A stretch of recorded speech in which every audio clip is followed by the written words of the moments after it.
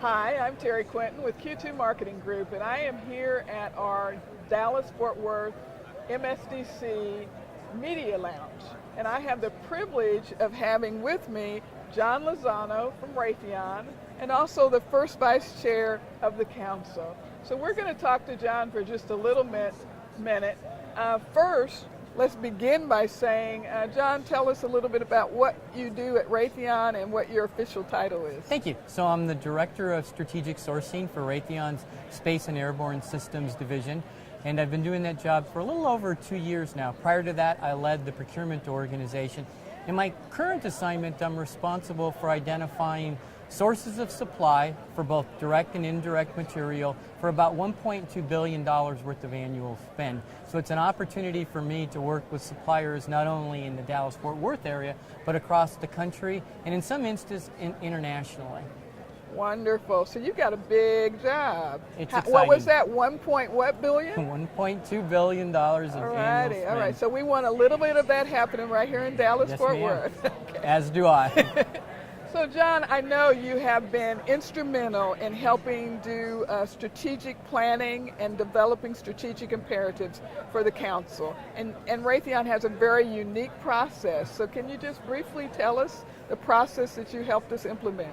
Absolutely, glad to. So one of the things Raytheon is pretty proud of is wanting to create plans, strategies, and objectives, not only looking at it from our own internal perspective, but getting the perspective of our internal and external stakeholders. So we take a 360-degree view of what we need to do to be successful, not only for ourselves and our own objectives and goals, but also to meet our customers and the stakeholders that are providing us products and services. So being able to apply that model to the council in their objectives of increasing spend with minority suppliers was not only a privilege, but a real exciting opportunity. So we spent the better part of 3 or 4 months last year working with a group of board members who helped craft a strategy that we believe will be our North Star and giving us guidance going forward on how to be successful for our stakeholders.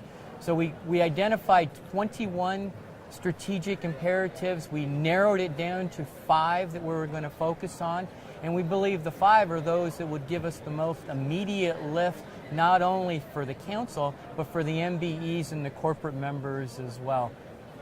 So can you tell us a little bit about the 5 imperatives that the council's now working on? Absolutely. So the first one that I think is probably core and foundational is we want to improve opportunities. We want to increase spend with our MBEs.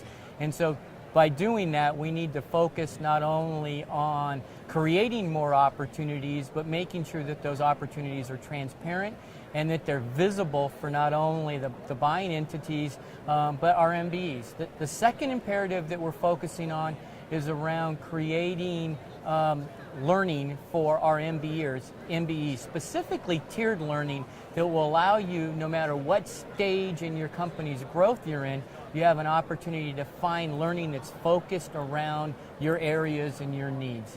The third one is around developing infrastructure that will support the council to make sure that they have the resources, the process, the people to support our objectives, visions, and goals. And the fourth one is tied to creating sponsorship that will allow our leaders to be advocates for MBEs and kind of be that marketing group that's out there for them. And last but not least is really about creating learning opportunities, knowledge transfers, if you will, where we could teach some of the buying entities how to increase and improve their supplier diversity programs. We have some buying entities that have really strong, robust programs, and we believe that through knowledge sharing and being able to trade lessons learned, that we can all improve and raise the bar in terms of how we run our supplier diversity programs. Wonderful. Now I know you've also not only helped us figure out as a council what the strategic imperatives have been, but you've also lent some people to our efforts. Would you like to give any of them any credit for this? Absolutely. There's two people that have absolutely done a great job at stepping in, rolling up their sleeves, and helping us. First and foremost, we brought in Barbara McKelvey out of Southern California to lead us through our strategic planning process. Barbara is a Six Sigma expert that works in our supply chain organization, and she helped guide us through a very rigorous process and kept us on schedule. She was the voice of planning, as well as someone who very quickly adapted and adopted the objectives that the council was trying to achieve. Secondly, we brought in DC Foster most recently. DC Foster is our supply chain corporate lead, learning lead, and DC's been really helpful in helping us define our curriculums and identifying opportunities where we can create that tiered programming that we think is going to be beneficial for our MBEs. Well, we're excited about Raytheon's support, and more importantly, we're excited about your support and the council. So can you tell us, how are you enjoying Access, and what do you hope to get out of Access? So Access to me is an opportunity for connection. And I know we say that a lot, but it really is my opportunity to spend time with people, getting to know their product offerings, their service offerings, and try to identify those niche positionings where we can connect them with programs that are just starting to emerge. And to me, that's probably the best application of this process, is being able to find people who can fill voids that Raytheon is about to encounter.